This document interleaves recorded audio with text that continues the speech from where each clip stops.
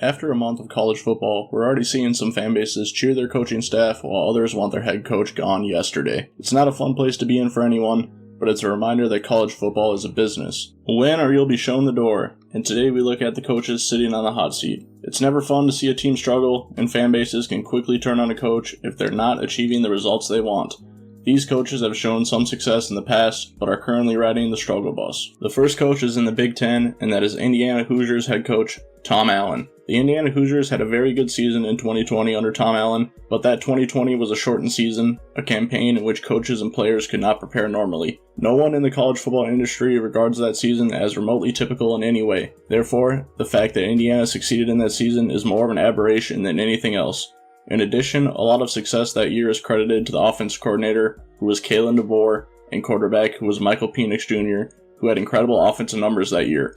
Both of them have moved on to the University of Washington, where they are having a tremendous offensive year, proving that 2020 was not a fluke at Indiana. The Hoosiers themselves needed to prove that 2020 was a true indicator of where the program stood, at least to some small extent, but it is clear that 2020 bore no resemblance whatsoever to a normal long-term identity of Hoosier football. This is why Indiana's current status, constantly adrift after a few aimless years, should rightly be seen as a source of concern. It doesn't help that the team was smoked 23-3 in their opener against Ohio State, lost to Louisville, only beat Akron 29-27 in 4 overtimes, and got blown out to Maryland 44-17. A few more efforts like the effort against Maryland, and Tom Allen will be looking for work again. The next coach isn't a head coach, but needed to be included on this list, and that is Alex Grinch, the defensive coordinator at USC. If you're making a list of college football coaches on the hot seat, then Alex Grinch should be high on that list. Grinch has been one of the more overhyped coordinators by some in the media for a while, but the results aren't justifying it. Lincoln Riley's teams continue awaiting the arrival of a defense that can elevate them,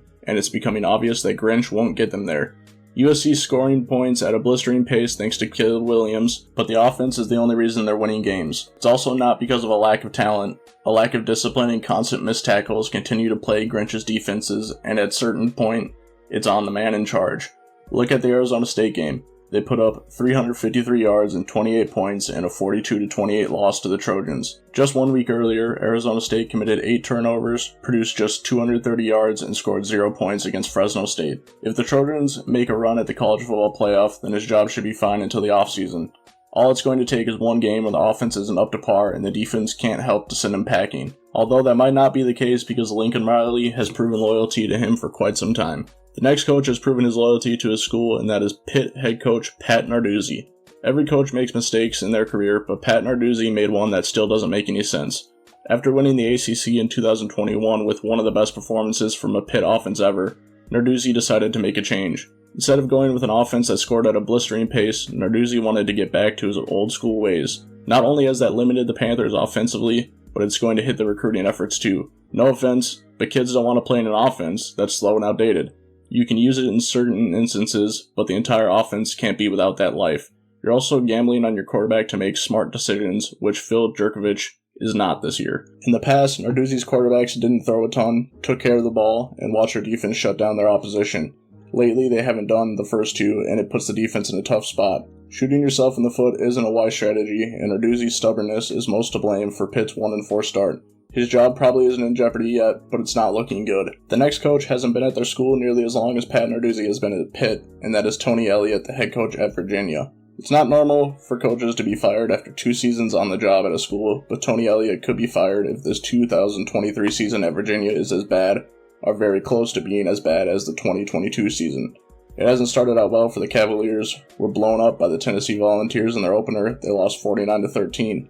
Elliott was an offensive coordinator at Clemson. He helped coach Deshaun Watson and Trevor Lawrence to elite college quarterbacks. When he took over the Virginia program last year and gained his first big college coaching head job, he had Brennan Armstrong, a proven veteran, as his quarterback. The fact that Virginia's offense could rarely ever function was a huge surprise, which caught a lot of people in the ACC off guard. Elliott at least should have been able to create a fun and entertaining team, which could score a lot, but he didn't. Virginia wasn't just a bad team, it was a boring team. Virginia can't be bad and boring for a second straight season, or Elliott will get canned. Although Elliott hasn't seen any success, The next head coach has seen a little bit, and that is Thomas Hammock, the head coach at Northern Illinois. Maybe the 2021 season was a fluke. Northern Illinois finished 9-5 that year under Hammock and finished 7-3 in one-score games. In the other 3 seasons, the Huskies finished 8-22. Since the surprising 2021 season, Northern Illinois has been 3-7 in one-score games and finds themselves 1-4 through the first month of the 2023 season. It started well, but it hasn't been since then. At first, it appeared that the Huskies were on the right track when they upset Boston College on the road in Week 1.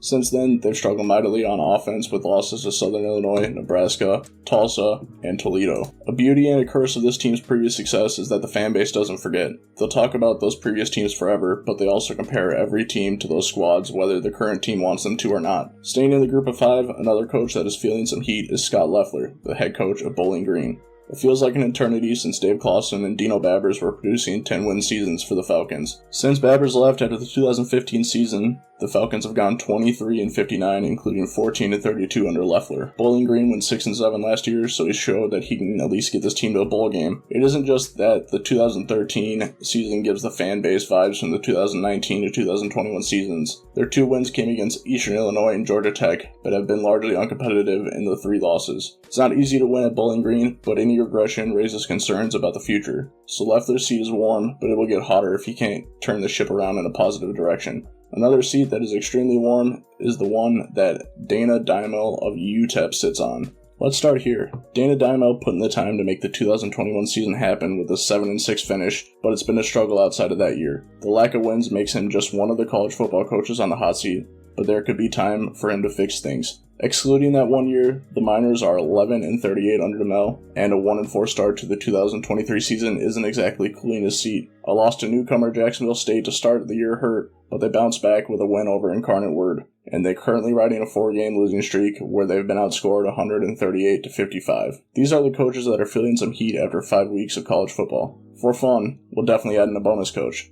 The bonus coach that we won't go into much detail about is Brian Ferentz, the offensive coordinator at Iowa. This one should be obvious. There aren't many offensive coordinators who could struggle this much and keep their jobs. Who are the coaches that you think are feeling some heat? Let us know in the comments. Additionally, are there any coaches that could be feeling some heat in the near future? Let us know. We appreciate you watching, and as always, until next time.